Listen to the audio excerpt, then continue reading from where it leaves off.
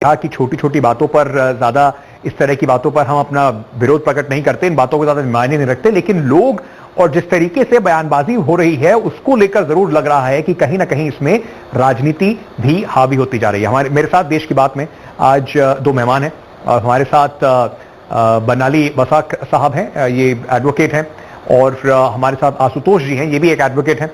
मैं दोनों से आपसे समझना चाहता हूं। सबसे पहले मैं बनाली जी आपके पास आना चाहता हूं और ये समझना चाहता हूं कि जिस तरीके से ये सेलेक्टिव लीक हो रहे हैं, कुछ चैट्स आ जाते हैं बाहर, कुछ एक्टर्स का नाम आ जाता है बाहर, कहीं ना कहीं एक सवाल यह भी उठता है कि बॉलीवुड में जो क्लीनअप की बात हो रही है, जो बॉलीवुड को नशे से साफ करने की बात हो रही है, क्या ये एक उसके साथ साथ नशे के साथ साथ एक सिलेक्टिव पॉलिटिकल टारगेटिंग भी इसमें हो रही है? ये अभी जो एक खुलासा हुआ, ये जो ड्रग्स का जो खुलासा हुआ, ये तो बहुत बड़ी बात है। अगर बॉलीवुड को कोई क्लीन करने की कोशिश करे, ये बहुत ही बड़ी बात है। हम चाहते हैं, it's a crime against society. हम चाहते हैं और हर कोई चाहेगा कि ऐसे गंदगी ना फैले। Drugs is a very serious, consuming drugs and procuring drugs is a very serious crime.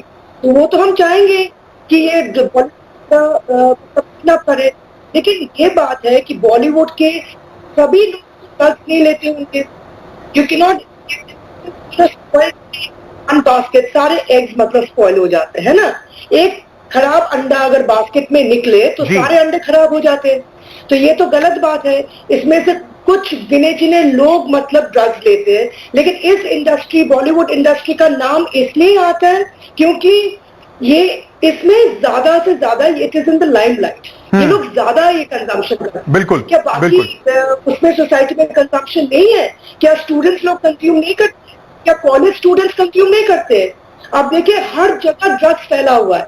नहीं, मैं ये समझ सकता हूं, ये आप ठीक कह रही हैं, ये पर सेलेक्टिव शायद, लेकिन उसको जस्टिफाई नहीं कर सकते कि अगर कोई और करता है तो बॉलीवुड में, क्योंकि बॉलीवुड के लिए अगर उनको इतना प्यार मिलता है तो जस्टिफिकेशन भी थोड़ा मुश्किल हो जाएगा, क्योंकि लोग they look up to them. हम उनको फॉलो, यस, हम लोग उनको फॉलो करते हैं, वो हमारे लिए एक आइडल होता है। बिल्कुल, एक आइडल होता है। We idolize them because we idolize them. हम नहीं चाहते कि वो कुछ भी गलत करे, बिकॉज उनका जो प्रभाव है, उनका रहने सहने का ढंग हम लोग ब्लाइंडली फॉलो करते हैं, specially in the younger generation. Absolutely. मैं आशुतोष जी को भी एक बार ले आता हूं इस बातचीत में। इन्फ्लुएंस हो जाते हैं इन सब चीजों। आप बिल्कुल ठीक कह रही हैं, लोग इन्फ्लुएंस होते हैं, इस वजह से शायद ज्यादा रिस्पॉन्सिबिलिटी भी होती है जो बॉलीवुड के स्टार्स हैं उनके ऊपर। आशुतोष जी, लेकिन एक सवाल जो है वो बार बार लोग पूछ रहे हैं, एनसीबी जो तहकीकात कर रही है, सुशांत सिंह राजपूत मामले से ये पूरा शुरू हुआ, अब दीपिका का नाम आ गया, दिया मिर्जा का नाम आ गया, और लोगों का नाम आ रहा है। कोर्ट के अंदर एनसीबी को प्रूव करना होगा इनसे क्या प्रोक्योर हुआ, क्या इनका ट्रांजैक्शन वो लोग दिखा पाए, क्या वो लोग डायरेक्ट कुछ दिखा पाए कि पैसे दिए गए और ड्रग्स प्रोक्योर हुए। व्हाट्सएप चैट्स को लेकर तो शायद ये मुकदमा जीता नहीं जा सकता।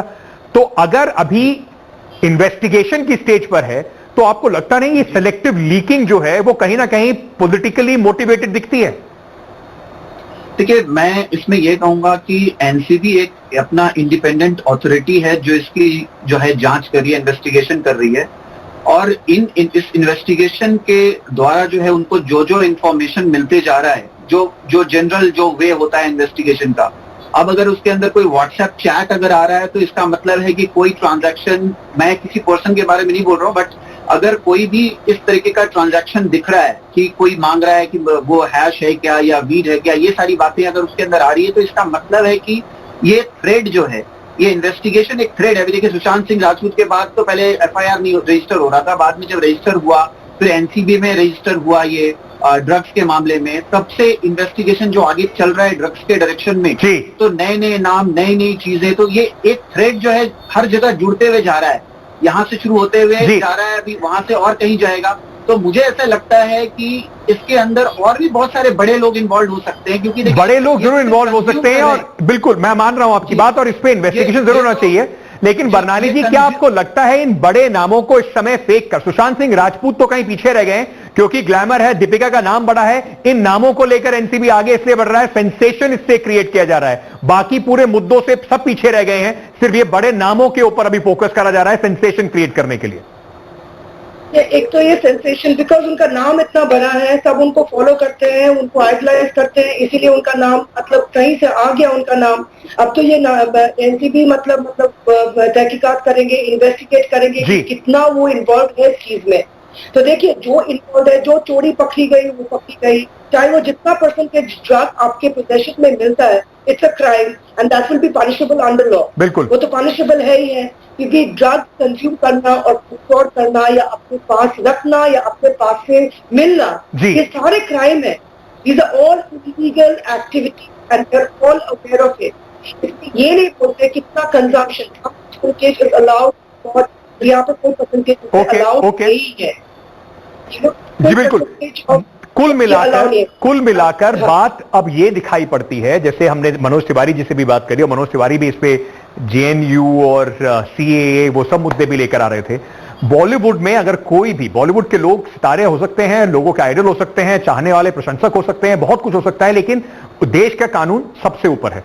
अगर किसी ने कानून तोड़ा है तो उसके ऊपर कार्रवाई जरूर होनी चाहिए, लेकिन उस कार्रवाई की आड़ में पॉलिटिकल पॉइंट्स को जो कोशिश करी जा रही है, एजेंडा को पुश करने की कोशिश करी जा रही है, शायद उससे ना तो बॉलीवुड का भला होने वाला है, पूरी इंडस्ट्री को दाग लगाने से किसी का भी कोई फायदा या भला इसमें जरूर होने वाला नहीं है। बहुत बहुत शुक्रिया आप दोनों का हमसे बात करने के लिए देश की बात में आज।